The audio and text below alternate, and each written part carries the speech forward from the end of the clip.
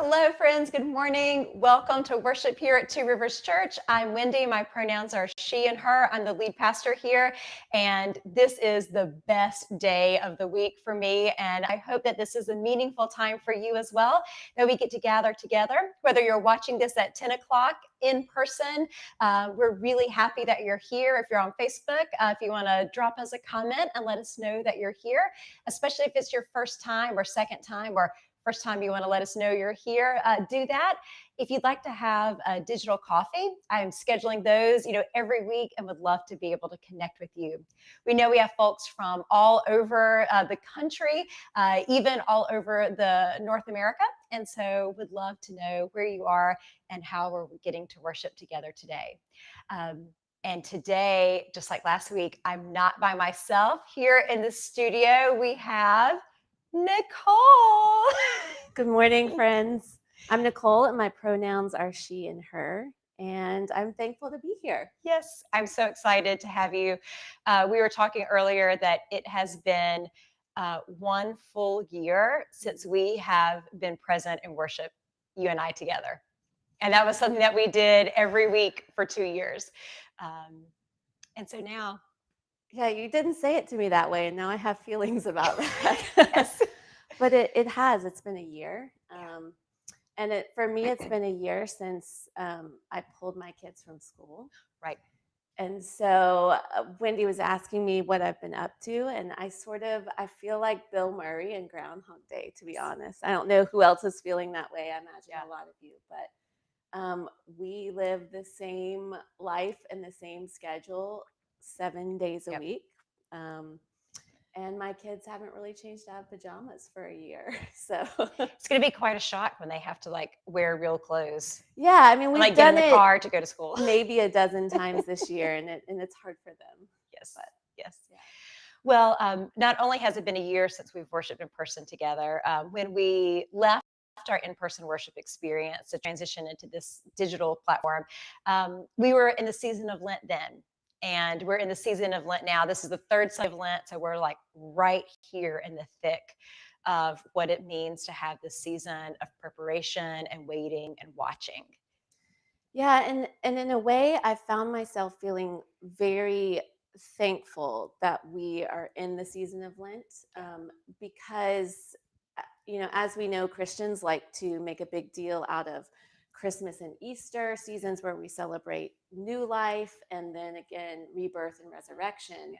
But we often forget that we also have this season of a time of wilderness. Yes. And a time where we recognize and value feelings of emptiness and barrenness and wilderness. And so, I imagine that for me and for many of us this week, we'll have a lot of those feelings. Right.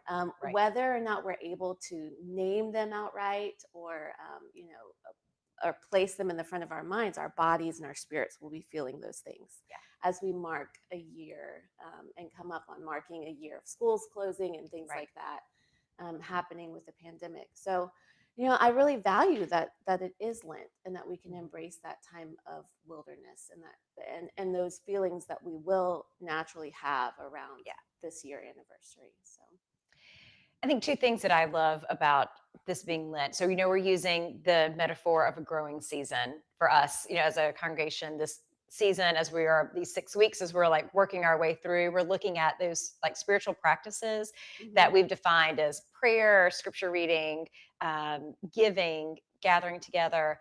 And we're looking at how when we do those things, it's like planting seeds and how we nourish the soil and we water the soil. And we can't necessarily see what's happening, but we know that good stuff is going to come out of it. Right. And so that growth takes time. It does take time. And I think I was talking with someone, it may have been Lindsay last week, and she said that even if you put the, if you, as seeds are growing in the soil, if you get down there and you try to see what's happening, you're actually going to mess it all up. Right. And which I thought was really interesting. Sometimes you just got to trust that the work is going, even when you can't see. Yeah, well, I mean, Lindsay is actually a really gifted gardener. And she named the fact that new roots are fragile. Yes. And they're vulnerable and they can't be messed with too soon. Right. And I feel like that is, in some ways, like you, I'm grateful that if this experience, the shutdown had to happen, it happened last year when we were also in Lent in this kind of already barren reflective season. And so now we're coming up on this anniversary in this barren reflective season. But in Lent in the church, Sundays are always little Easters. So there's always like there's one day a week, even if you're fasting, even if you're depriving yourself, even if you're engaging in these, we don't do those on things on Sunday because there's like always hope, always present, always life. And even as we come up on this anniversary, I think we're starting to see those signs. I agree. And with the sun being out this week, I know a lot of us are feeling a little bit more human again. Yes. Yeah. Vaccines are on the way. That's more possible for more of us. It won't be long. Well, I'm really, really happy you're here. One of the things that you've always have done for us since we've been digital has been light our candle. Yeah, so every week we gather together. One of our grounding practices is that we light a candle together, and it invites the light of Christ into our spirits and into whatever place you're in. So if you have a candle, grab it. If you don't, you have a phone, you have a flashlight. A lot of our kids use flashlights. So get that now, and let's light those together. So we invite the light of Christ into this moment of worship. Amen.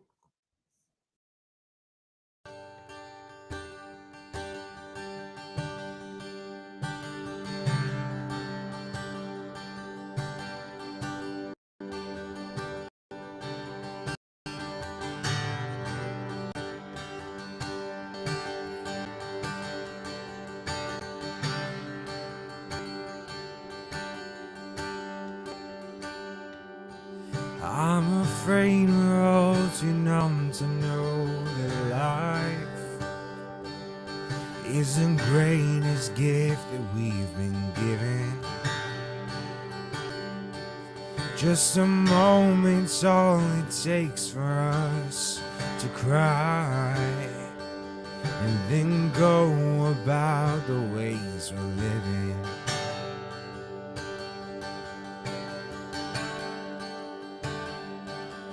All the pain your neighbor feels, you'll never know if you never take the time to ask them.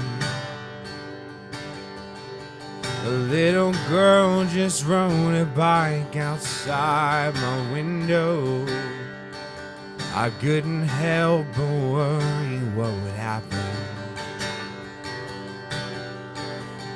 Just the other day, my neighbor fought with someone just for walking on his precious piece of land.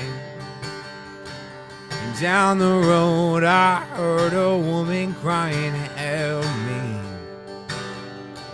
'cause her husband lost his cooling gear.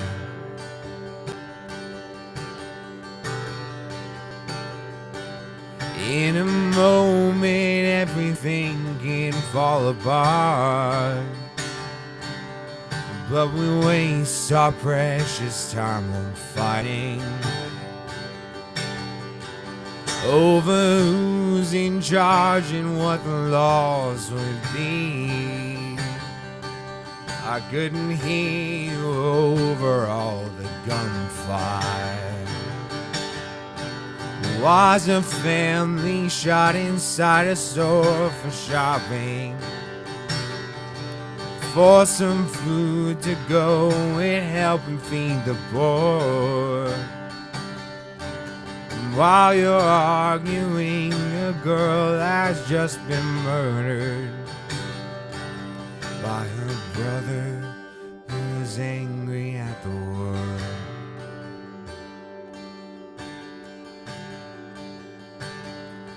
While you wait for change, take a moment for your brother. While you wait for peace, go ahead and drop your sword. 'Cause all the history we've been fixing, all the lives that we're left missing, will never mean a thing if we never feel the pain.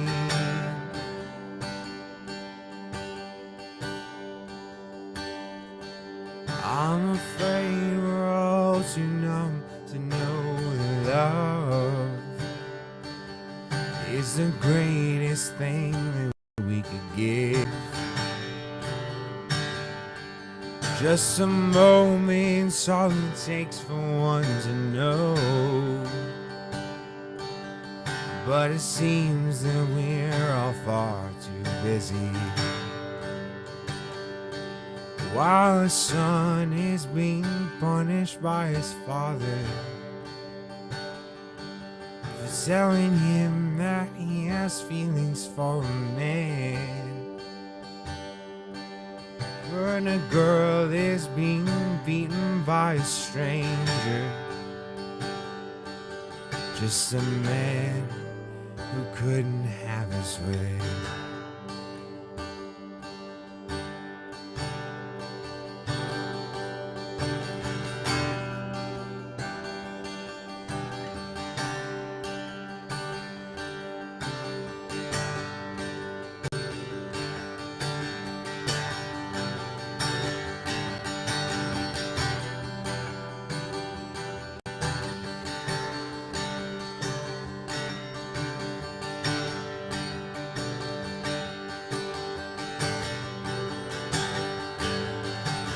Holy, no measure knows your worth.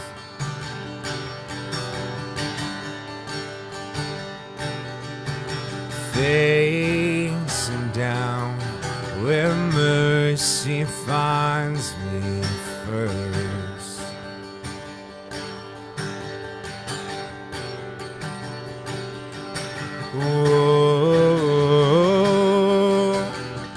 You saw perfection, oh, I died trying to reach it, oh,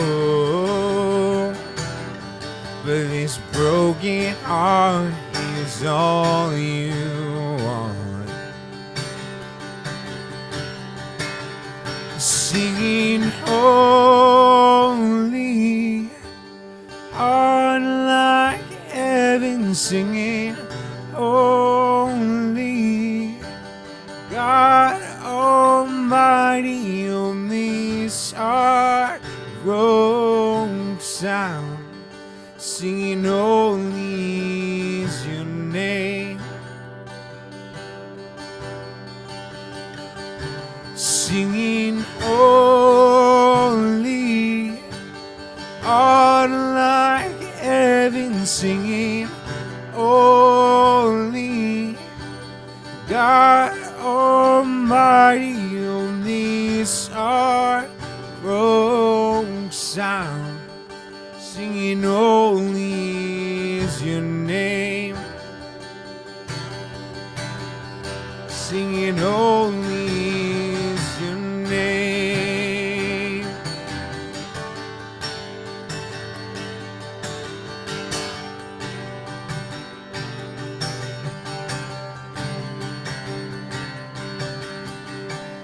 On the sound forever, heart and heaven together, singing holy is your name. And if it lifts you higher, burning me your desire, a passion worthy of your name. On the sound forever, heart and heaven together, singing holy is your name. And if it lifts you higher, burning me your desire, a passion worthy of your name.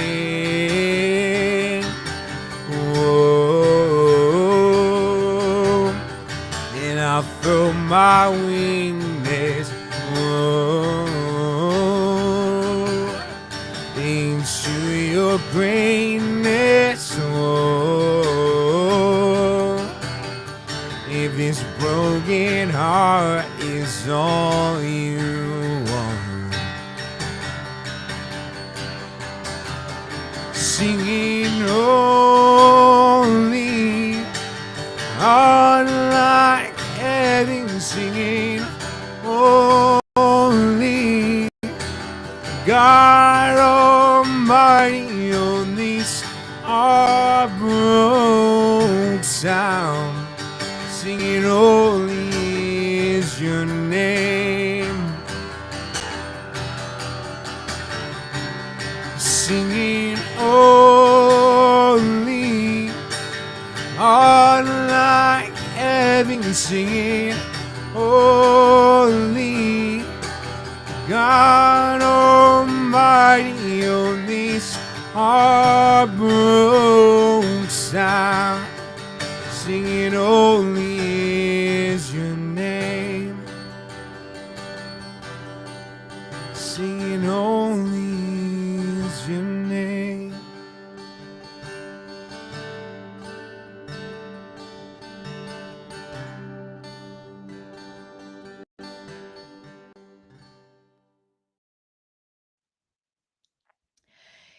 Because we're here in the season of Lent, we're halfway through. That means that we are now, for me at least, I'm kind of on that downward slope, and I'm getting really excited about what's going to be coming up during our Holy Week celebration. So we're going to start that on March 28th, which is Palm Sunday, and we're going to go all the way through until Easter Sunday, which is April 4th this year. We're really excited about being able to bring Holy Week and Easter experiences to you like we've done for Christmas and the beginning of Lent. We have some really incredible experiences planned for almost every day that week. And we're really, I just can't wait to be able to bring that to you, for you to get to experience that in your homes and in your families, if there are folks who you're gathering with, so that we'll be able to have this really incredible celebration together. One of the great ways that we've been able to maintain this connection to each other has been through dropping off bags for Advent, bags for Christmas Eve, bags as we've started the season of Lent, with just small items in there that help us engage in rituals together. We've been able to do that because of the incredible skill and creativity of our staff, especially Louise, our administrator, and Elizabeth Weiss, who oversees our children's spiritual formation. We also have had so many of you have served as volunteers and have driven these incredible routes to drop off and make deliveries. And so we've been able to do this work of keeping each other connected for an entire year because of the way that you're able to give so freely, so generously. We're, of course, able to give out our resources. 10% of our resources in this first quarter of the year still go to our solidarity partner, Fresh Future Farm. But they also do things like help us stay connected through these seasonal bags where we're able to share together. So if you have not been able to set up a recurring gift, I would love for you to do that. You can see the link there on the screen. It's one of the most meaningful aspects that I've been able to do over the past year, has really been able to live into this sharing of a recurring gift. And we're going to talk about giving in a couple of weeks, and I'm going to share a little bit more of my story with you. But thank you for all that you do, the way that you help us stay so connected to each other.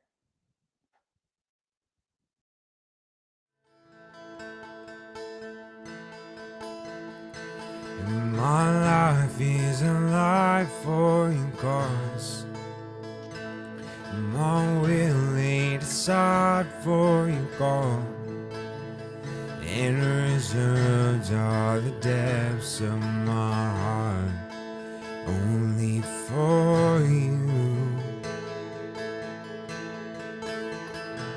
And I'm caught in the rhythms of grace, and they overcome all of my ways.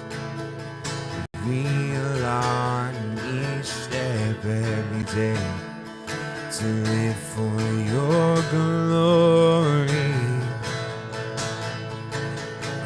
And there's none beside you, God. And there's none beside you, God.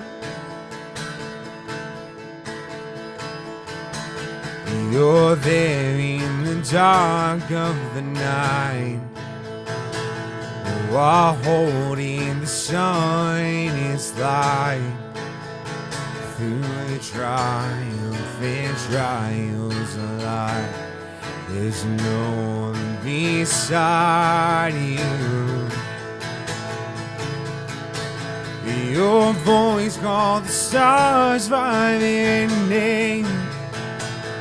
You whispered them all to their place, to testify of your wonder and praise, both now and forever. And there's none beside you, God. And there's none beside you, God. I live my life to shine your light, for there's none beside you, God.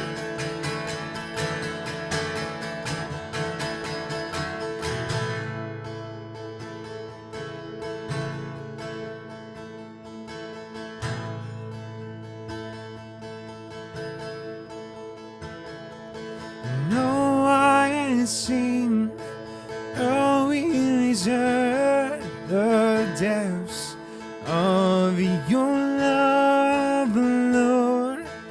No mind can fathom the love you deserve, how great you are. No eye has seen, no we deserve the depths of your love, Lord. No mind can fathom the love you deserve, how great you are. No eye has seen, no we deserve the depths of your love, Lord. No mind can fathom the love you deserve, how great you are.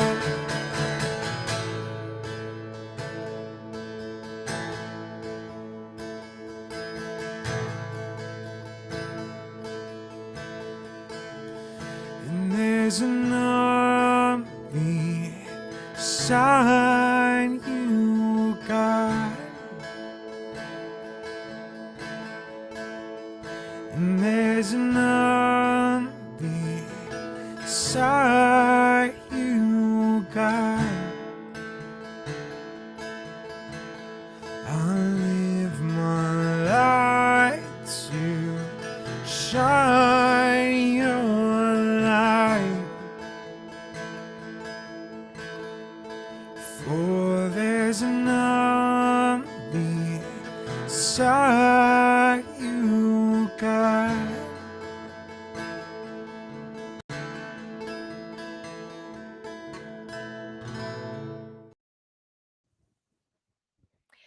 So, in this growing season, these past few weeks of Lent, we're looking at what are some of the classic spiritual practices. And this has generated more conversation than I ever even thought was possible within our community, both here during worship, but then also in our Two Rivers Conversations group. We've had so many conversations in coffee hour and in some of our Lenten small groups about the purposes of spiritual practices. What are they? Why do we do them? And one way that we've really come to understand the spiritual practices are these activities and actions that our guest for the first week, the Reverend Leighton Williams, talked about tethering us to the divine. And there are classic practices that people of faith, of all faiths, have practiced for thousands of years. They've been things like reading scripture, praying together, gathering together in groups for worship and conversation and support and development. It's been acts of giving. All of these are classic ways that followers of Jesus for the last 2,000 years have found to be very meaningful. And we find them reflected in the life of Jesus. And so that's why we think they're important as we seek to pattern our own life after that of Jesus. One of those ways that we also engage in tethering ourselves to the divine are engaging in acts of justice. And so today we're going to talk a little bit about the spiritual practice of prayer with one of the most wonderful, exciting, and delightful practitioners of justice I've had the chance to meet over the past few months. And Derek Scott is here as our guest today. Derek, welcome.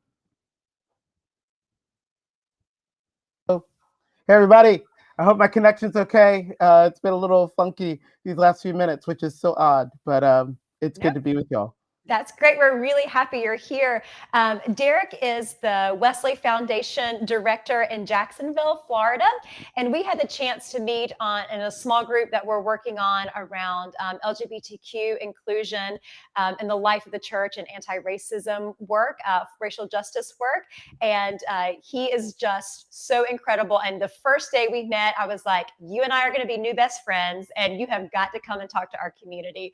So Derek, I'm really happy that you're here. Oh, I'm so glad to be here. Super stoked to be with you, Wendy. You're just one of the best, and I'm excited to be with Two Rivers today, and wish I could be with y'all in person. But here we are. Yes, this is one of the gifts, though, is that we are able to connect with so many people because we couldn't do this otherwise. So I'm really happy for the gift of this time. So Derek, tell us a little bit about the work that you do. Yeah, so I am a campus minister in the Florida Conference of the United Methodist Church here in Jacksonville, St. Augustine. I lead a ministry called Campus to City Wesley Foundation. We're serving 4 campuses at the moment, as best as you can in the age of COVID. And I've been in this work for 18 years, serving CCW for 10, but been serving college students and just coming alongside them in their faith journeys for about 18 years now. I'm a layperson in the church, and so I'm always amazed that they let me do it one more year as a layperson and discern my call as that. And I'm very grateful that I get to do just a ton of cool stuff within the life of the UMC, both here in Florida, but also beyond. And that's where Wendy and I connected. I came out publicly in May of 2020 as a same gender loving man. And that has always been a part of me, but it was in May, I decided to go ahead and let the rest of the world know what was always true about me and always true about how I did ministry. And so that has created these opportunities as well to come alongside my colleagues and my friends across the connection and actually outside of the connection, to be honest. And just seeing our church be an inclusive and equitable and just denomination that really reflects the values of the inclusive gospel. It reflects the values of a just kingdom and the kingdom of God. And I love everything I get to do. I also work part-time at a craft brewery here in Jacksonville. I didn't know that. Yes. So I am pouring craft beer and talking about craft beer and inviting people to leave that old life of domestic behind and come into the good grace of craft beer. And so if you ever find yourself in Jacksonville, let's meet up. I've got friends. We've got like 12 breweries in Jacksonville, which is such a weird thing to say about this city, which is not the most forward city, but we've got 12 craft breweries here. And so I'd love to take you around and we can like hang out and be super safe, but also enjoy the gift that God has given us in craft beer. So yeah, that's and I'm a single guy. I've got a dog and a cat. That's great. Well, I love the fact that you get to hang out with like brewery folks and college students, which means you probably never get to encounter like folks who are like super churchy. And I think that would be awesome because you then get to spend your life with where most folks are out in the real world. I do get to spend a lot of time with churchy folks because I do spend a lot of time in the institution of the United Methodist Church. Thank love it all. I'm here for it all. Thank you for that. One of the things that we've just started a new small group at Charleston Southern University. Right now, it's all folks, all students who are queer students. Most of them are just like engaging in that process of coming out. Almost all of them have been rejected by their families in some way. Because of the way that their families were taught and have embraced this very narrow understanding and belief of Bible and scripture. And so a lot of what they're doing is tearing down everything they've ever known about faith, about Jesus, and building it back up again. But one of the things that I've loved in connecting with those students is the one thing that all of them have not ever walked away from is prayer. Mm. They want to connect with God through Jesus in these real ways. And they've not left behind prayer. So I don't know if that's been an experience that you've had as well. I mean, for me, Wendy, prayer is the conduit by which holy relationship happens. Oh, And I cannot imagine how you build and deepen an ever evolving relationship with Jesus outside of prayer. I'm sure somebody at some point is going to be like, I got it. This is how you do it. But for me and for many of the folks in my world, prayer is that connection point by which I am with Jesus and Jesus is with me. And it's a relationship. And I'm not here for the relationship with religion, because you'll find me in a Catholic mass any day that I can pull away from my Methodism. So I'm here for ritual, and I'm here for I'm here for things that we do, practices that we do. But this particular practice of prayer, I think it's super, super essential if you're gonna grow a relationship with the holy, and a relationship with the holy, not just a kind of religious sort of thing going on where we come when things are weird or we come out of obligation. But if Jesus is going to be the friend that we hear he wants to be, yes, we've got to have a point by which we regularly connect with that friend. And I believe prayer is that conduit for the holy relationship. that is beautiful. Tell me a little bit. So, what does prayer look like for you then? Like, how do you define prayer? What does prayer look like? And you can talk about that in general, or I would really love to hear about your specific experiences around prayer. Yeah. So I wrote down 3 like basic points that I can just go ahead and share, and I can unpack them, at some point in our conversation if that's necessary. But for me, prayer is, and Michael's already put it in here in the comments, it's relational versus transactional. So in that sense, prayer is not simply I give and God gives, though there is definitely that dynamic at times, but it's much more relational, and it is much more about being with Jesus than getting something from Jesus. Yes. And it is much more about Jesus being with me and me sensing that presence and making room for that presence than it is necessarily about this sort of like, gotta have all the points covered of what it means to be a follower of Jesus.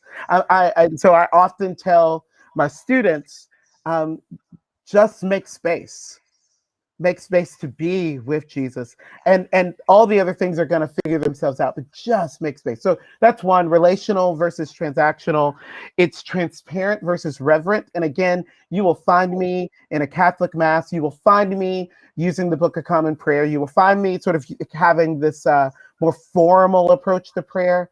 But I think prayer really is meant to get down to this very, very transparent, very, very honest conversation with the holy. So again, I tell my students, tell Jesus everything. Tell him everything. Tell him the things that you want, that you know he doesn't want you to have, and you assume he doesn't want you to have, because we honestly don't know what he's going to say. The idea that we would know exactly what Jesus says to our wants and our needs, it's just, we don't know Jesus that well to like always be able to predict. So be transparent. Tell him everything. And obviously we've got this in the Psalms, right? Like we've got Psalms that for people who love justice, we cringe, because when David's like, smatter the faces of my enemy, we're like, okay, now I'm a pacifist, David, and we need to chill out a little bit. But here's the deal. The Psalms are these invitations to be deeply honest with the holy. about where we are. And so for me, yeah, prayer is so much about being transparent and honest, more than being reverent.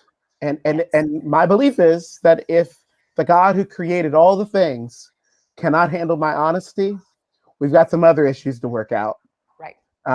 So relational versus transactional, transparent versus reverent. And this is where we get into the justice part for me. It's initiative more than it's manipulative. And here's what I mean by that. Prayer for me is a space where I acknowledge that God's already at work in the world. And often we come to prayer like, God, my friend is struggling with cancer. Oh God, I am struggling with financial stuff. Oh God, what the hell is happening in our government here in the US? Oh God, COVID and vaccines and privilege and racism and like, God, like get in there, get in the game, God. And like that's honest, that's transparent. But also we have to then sort of do this turn where we recognize, wait a minute, you're working. If anything, you're waiting on us to get on board with what you're already doing. Yes. You've opened doors, and we feel that, right? We feel these moments where God opens doors for us to be hands and feet, heart and life of Jesus in the grocery store, where we can be a little more patient with the cashier, and we decide to join the holy in what God is doing prevenient in a person's life by engaging a moment of patience instead of get my groceries through this belt. Okay. Like we always have these moments where we join the holy, but I think prayer is an opportunity to say, you know what, I actually don't know what you're doing, and you want to let me in on it. Yes. We're friends. Yes. No, when Jesus says, no longer do I call you servants, because the servants don't know what the master's doing, but I call you friends. Jesus wants to let us in on what he's doing in the world. But see, here's the deal. If Jesus lets you in on that stuff, you now know. And all of a sudden you've got to say, okay, I'm in to help.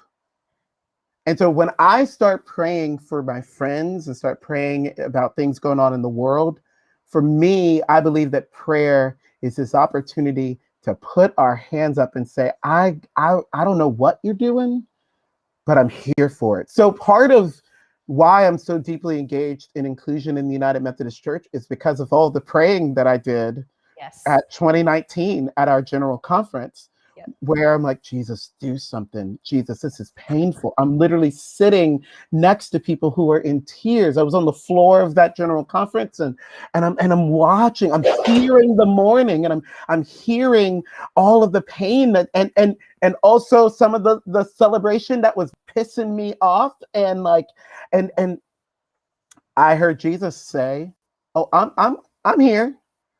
I'm all over this space. You want to help me out? You want to join? You want to be a part of this?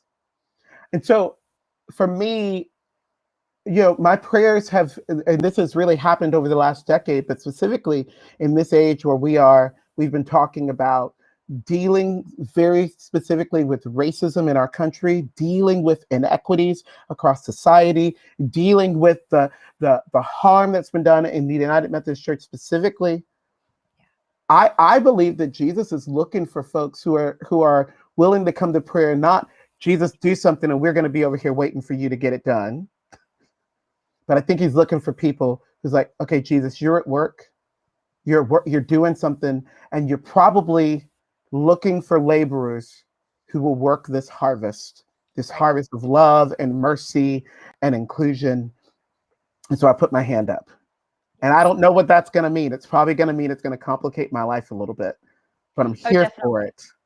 I'm so here for it. So let me add one more layer, and then Wendy asked me 5,000 questions because I don't even know if this is coming out clearly or not.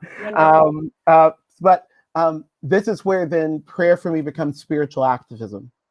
And prayer is this opportunity for people to reject apathy, reject laziness, and to actually look for their chance to really get involved in the things of this world. It's one of the reasons that I'm a Methodist, is because we've got this tension of personal holiness and social holiness, and we can parse words about what social holiness is and what it's not. But ultimately, somewhere my connection with Jesus starts to then connect with your real life, and how my connection with Jesus intersects with your real life, what you're going through, the inequities you're dealing with, the ways that people have been unjust to you. And I begin to ask that question. Actually, Jesus begins to ask the question of me via relationship. Right. Hey, how do we come alongside female clergy who for way too long have been treated as second-class leaders within our denomination? How do we start not just accommodating female clergy, but centering conversations around the desires and the dreams and the call of female clergy? This, to me, is what prayer does. It all of a sudden gets you active, and it's not just active from a place of anger, though that can be helpful. It's not just active because you're tired of being interrupted by the injustice of the world, but it's an activity that is fueled by the Spirit. And all of a sudden, I just believe that as people really deepen their prayer life, particularly the prayer life that is initiative versus manipulative, I think they begin to experience this dynamic of the Holy Spirit that pushes them into the world. And I'll just say this. You don't recognize it right now, but I am a true introvert. And if you really wanted to know about Derek, here's what I'd rather be doing this morning. I'd rather be sitting in my bed over there, reading a book and not caring about the world at all. If you know anything about Lord of the Rings, I am your hobbit, okay? Like, just let me stay home with my books and my drink and my food, and I'm good. I don't need anything else. Me, my cat Julian, and my dog Winston, and just us. But something happens because of my relationship with Jesus. Yeah. And prayer, being relational, has pulled me into being about God, the Creator's business in the world. It is forced me to be really and deeply honest with God about how I feel about the things happening, both in my own life and in the world.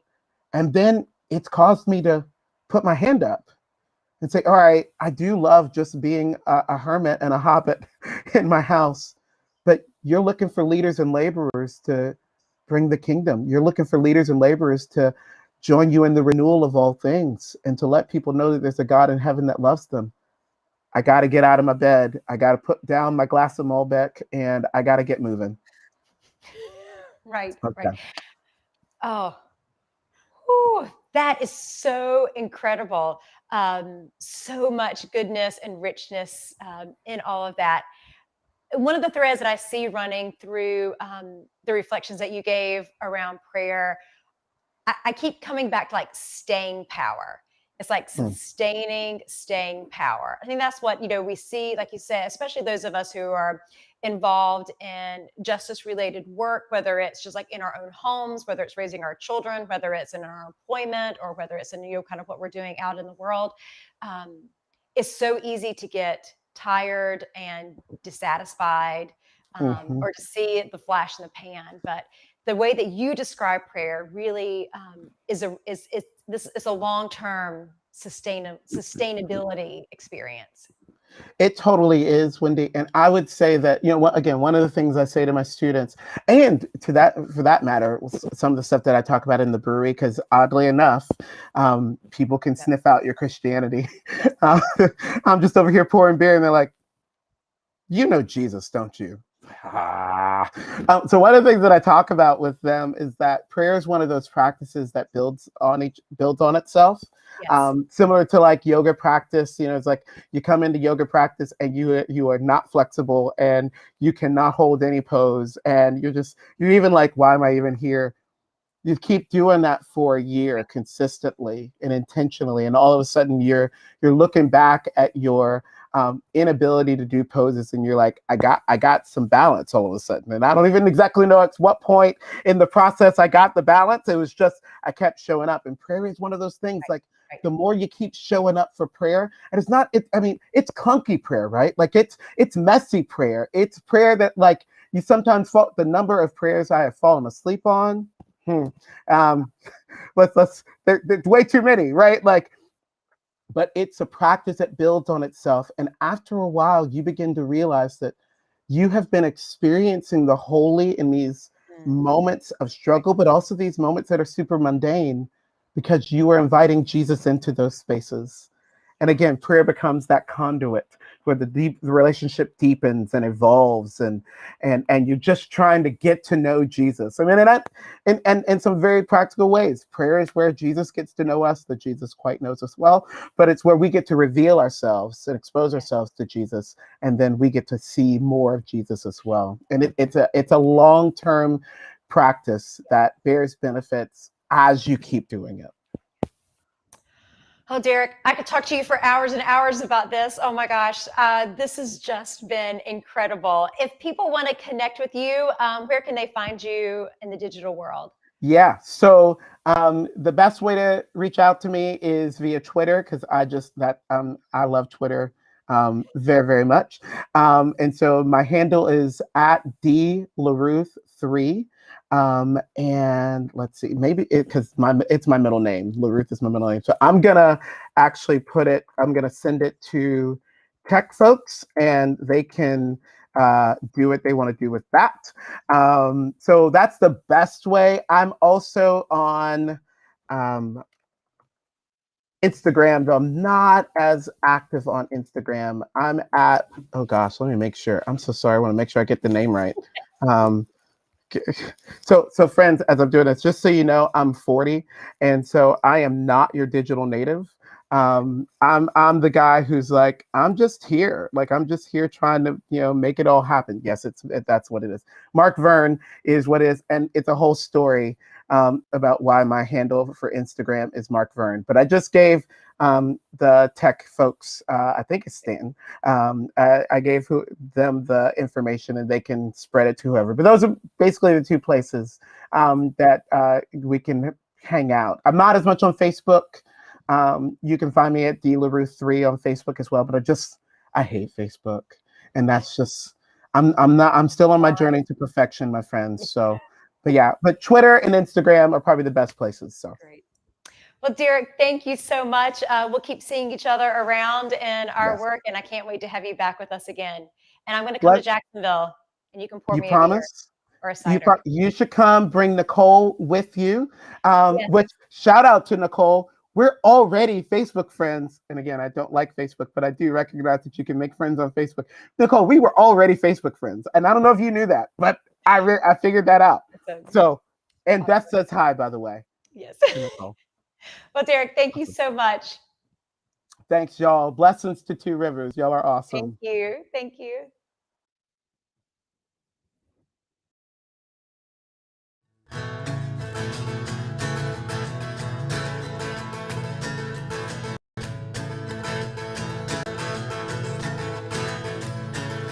In my wrestling, in my doubts, in my failures, you won't walk out. Your great love will lead me through. You are peace in my troubled sea. Oh, you are peace in my troubled sea.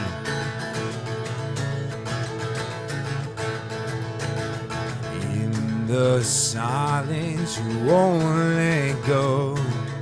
In the questions, your truth will hold. Your great love will lead me through. You are peace in my troubled sea. Oh, you are peace in my troubled sea.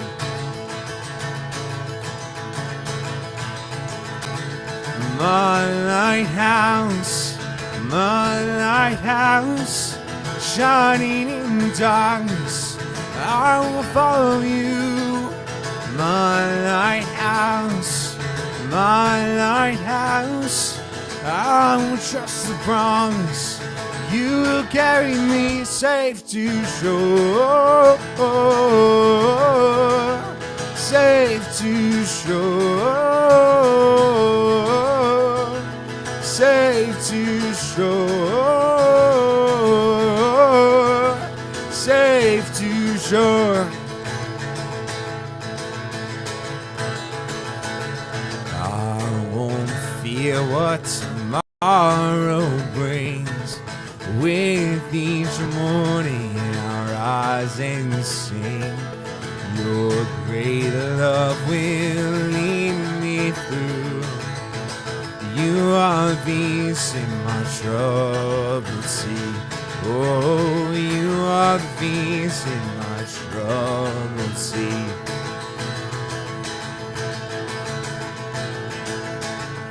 My lighthouse, shining in darkness, I will follow you. My lighthouse, I will trust the promise. You will carry me safe to shore, safe to shore, safe to shore, safe to shore.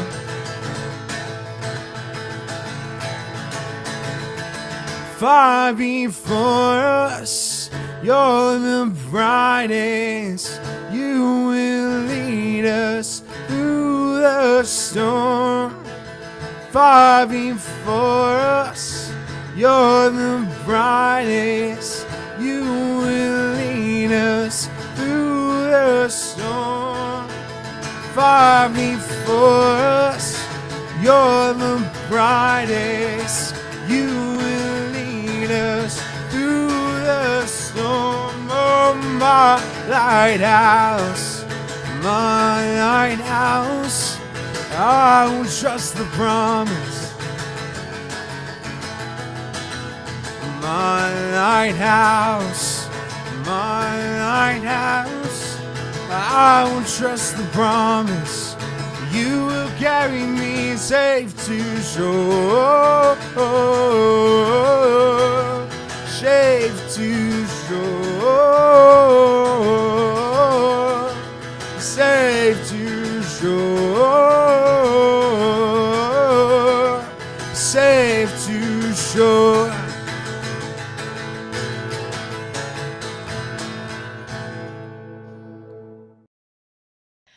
Well, friends, I'm so glad that you are here with us. I have taken away so many incredible nuggets of wisdom from Derek. Nicole, I don't know what your experience, if it was as overwhelming as mine was. Yeah, I mean, I'm ready to move to Jacksonville and become a student, so that I can Yes, hear yes, Derek yes. Or start every week. visiting breweries. Yeah, And I don't really drink very much.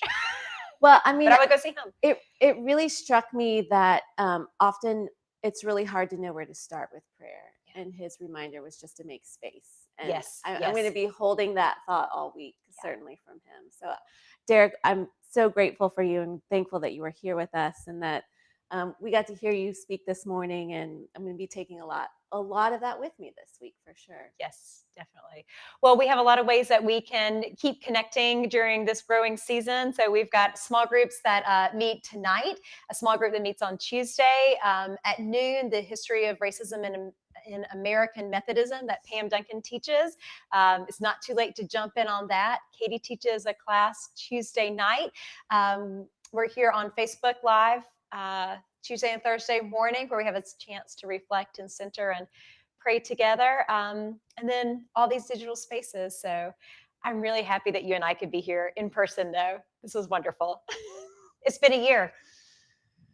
Yeah, it has. I'll have my feelings after this. No, I do. I mean, I know we stress all the time small group connection, but I think it is more important than ever to find a touch point to our community outside of Sunday morning. And if you're having trouble doing that, or if you're struggling doing that, please reach out to me or to Wendy or to any of us, and we will handpick a place for you and make sure that you're connected to all facets of our community life. Exactly. Well, friends, go forth into God's peace this week, knowing that God, our great creator, continues to create new and good things within you, that Jesus Christ, our Redeemer, reconciles you to God and to neighbor, and that the Holy Spirit uplifts and sustains us all now and forever. See you at coffee hour. Go in peace.